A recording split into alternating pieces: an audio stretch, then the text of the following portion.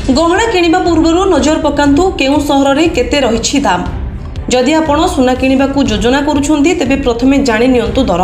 भारतीय बजार रे 24 कैरेट सुना 1,57,040 टंका रहिछि। सेहिपरि 22 कैरेट सुना दर 1,43,950 टंका छुइछि। राजधानी भुवनेश्वर रे 24 कैरेट सुना मूल्य 10 ग्राम पिछा 1,57,040 टंका रहितबा बेले 22 कैरेट रो मूल्य 1,43,950 टंका रे पहुंचिछि।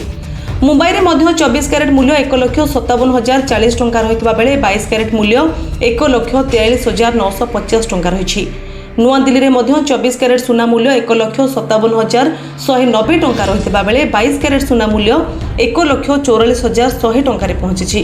दक्षिण भारतर प्रमुख सहर चेन्नई रे 24 कैरेट सुना मूल्य 1,62,220 टंका रहितबा बेले 22 कैरेट मूल्य 1,48,700 टंका रहिछि।